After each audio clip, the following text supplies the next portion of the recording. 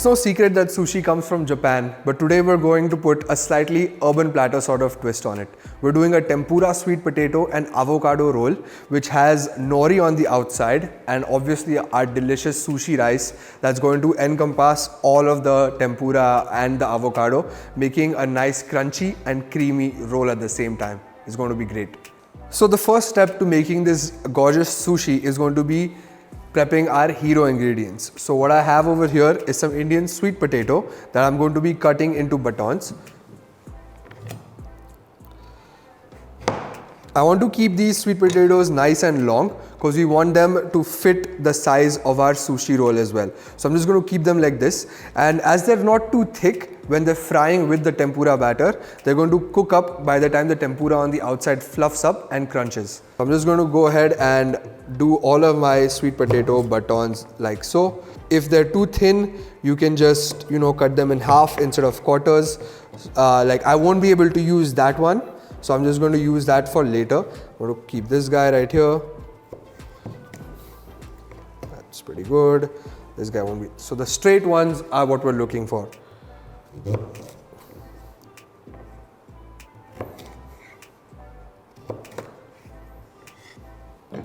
So that should be enough sweet potato to make about 2 to 3 rolls. So the next step for our sushi is going to be prepping the avocado. The trick to peeling and cutting avocado is to go around the avocado all the way, twist the avocado off and then take the pit out. So I'm just going to start right here. I'm going to go all the way, being very careful. As you can see, my knife's gone all the way. That's what you want. Just pull it back out and then simply twist the avocado like so. So now we're just going to take the pit off like this. Remove the pit, keep it aside, and then we're going to cut this avocado in half like so.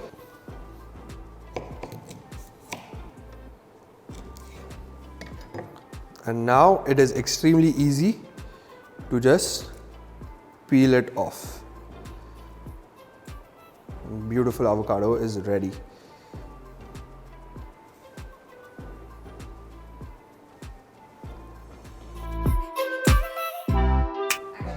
So now the next step of this process is going to be cutting the avocado in a similar size and length as the sweet potato. So what I'm going to do is I'm going to cut this quarter into another half right here, like so, and then take this guy and cut it in half again. So as you can see, we'll have a nice little chunk of avocado that's about the same size as the sweet potato. And you also have to keep in mind that the sweet potato is going to have the tempura batter on the outside. So it's going to be nice and fluffy. So the sizing is going to be perfect.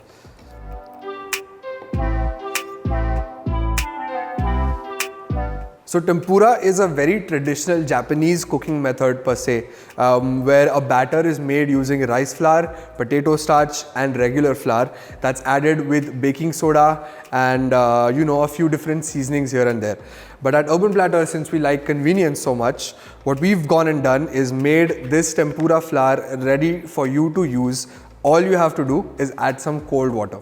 What we're going to do is we're going to do 2 parts of this cold water to 1 part of this flour. So the flour is already seasoned, so I'm not going to add any salt, pepper or anything else.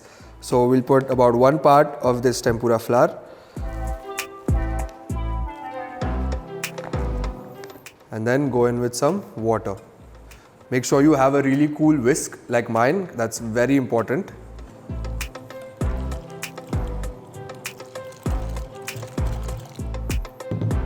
I'm just going to add a little bit of the water in the beginning and mix it up just so that we don't end up having lumps of the tempura flour.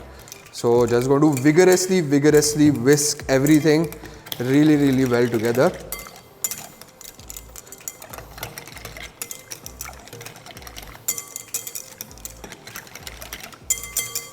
And since the ratios and everything for our tempura flour are already predetermined, if you think that your batter is getting too thin, you can just add a little bit more in here. Because I will show you the perfect consistency for a tempura as well. Yeah, that's looking much better. So now our tempura batter is done. It should be slightly runny, but not too thick and not too watery either.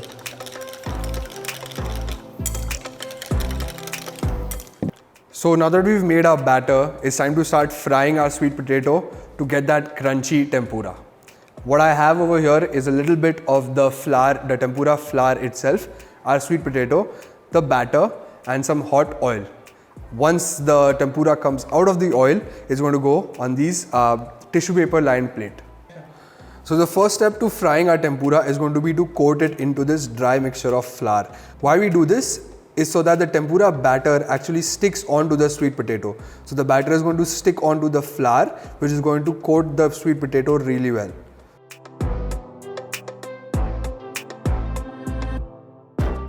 And I'm going to use my other hand to pick it up and go directly into the oil.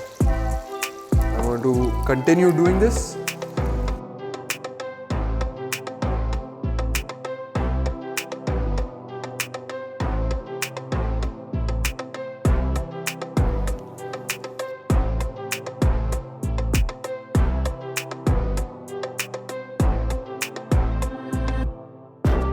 I'm using Urban Platter's gorgeous sushi rice.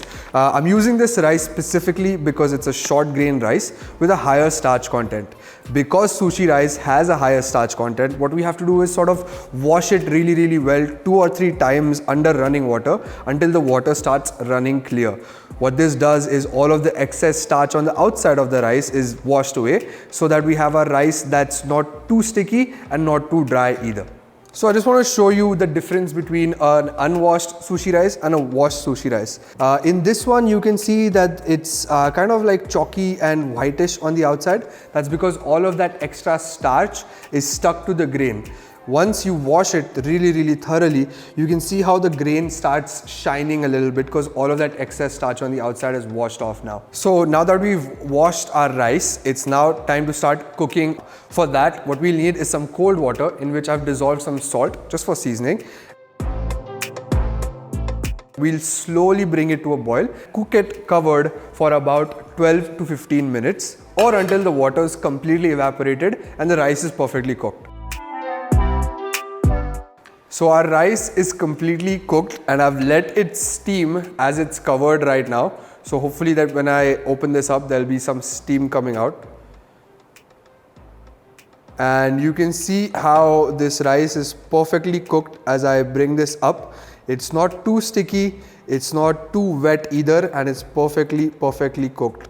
So now that the sushi rice is completely ready and slightly cooled down, what we're going to make is a sort of a pickling liquor that's going to be the seasoning for the rice itself. And you only need 2 ingredients for that. We need our Japanese rice vinegar and some sugar. I'm going to pour a little bit of the rice vinegar into here and then bring it to a slight boil. You don't need a lot.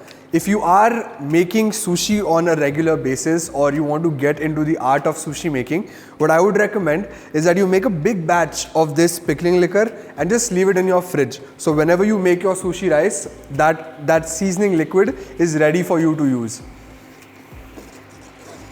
So now that my vinegar has reached sort of a boil, I'm going to add a bit of this sugar. All you have to do is dissolve the sugar, nothing else. Nothing else needs to be done. That should be good to go. I'm just going to turn my pan off. Now we are just going to cool down this liquid because we don't want this hot liquid to go into the rice and cook it even more. So I'm just going to sort of bring it to room temperature and then we'll season the rice.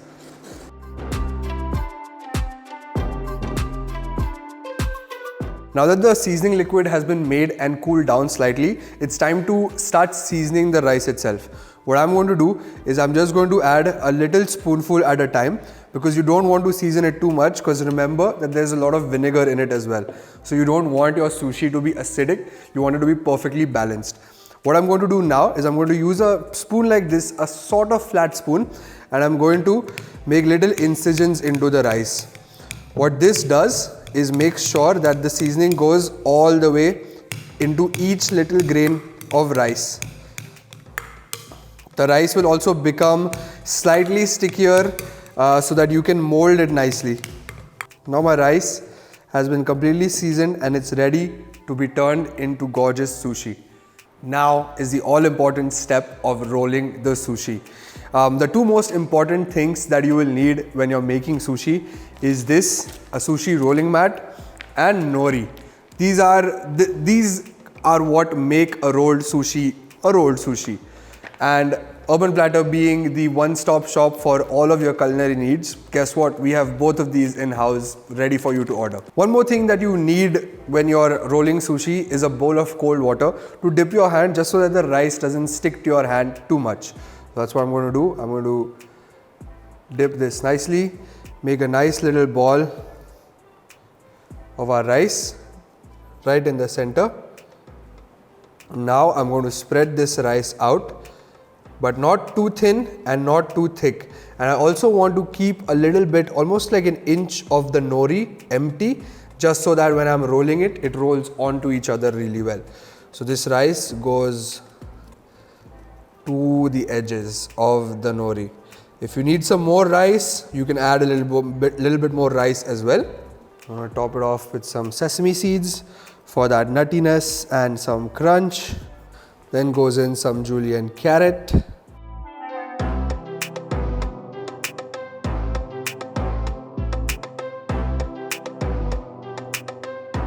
Then a nice big chunky piece of avocado.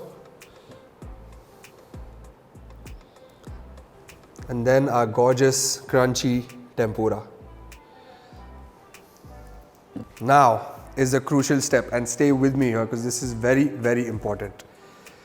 What we're going to do, we're not even going to touch the nori at all. All we're going to do is we're going to guide the nori using the sushi mat. So I'm just going to lift this up. I'm going to hold my fillings because I want it to be tight. The first roll is what really, really matters. I want it to be really tight. So I'm just going to lift this up, pull my fillings in. I'm not touching the nori at all. And at this step, I'm just going to switch my pressure onto the top right here. And I'm going to leave it and I'm just going to press. So this sort of pressing is more than enough for everything to bind.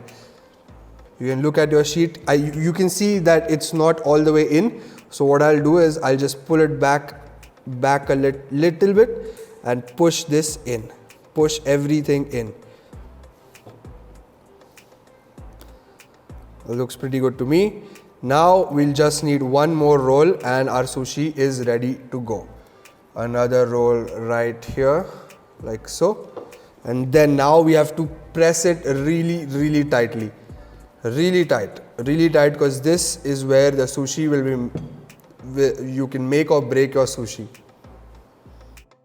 That looks like a pretty good roll to me. So all of that hard work and all of that effort into making this sushi all culminates into this one precious little roll. Now it's time to cut it and see how well we've rolled the inside of this sushi. The way to cut sushi is to go into parts, right? So first cut is always going to be in the center, just so that we're able to get equal rolls from the sushi itself. So I'm just going to make that center cut right now. I did that bang on my knife just to get through all of that filling really fast, just so I don't have to drag through the filling and then take all of the rice out of it. So now I'm going to do 3 rolls on this side and then 3 rolls on this side as well.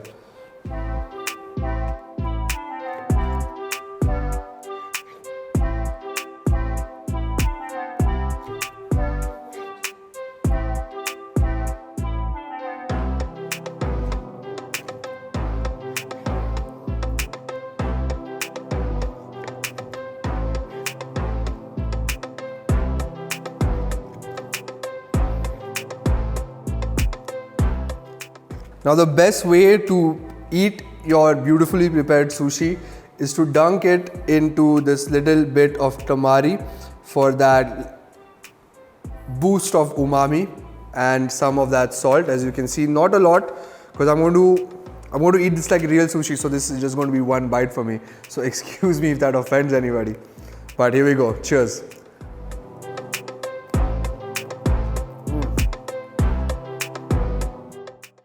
It's really good. The crunch from the tempura, the freshness of the carrot and the creaminess of the avocado all married together with the perfectly seasoned rice and that gorgeous tamari. This is what really elevates it.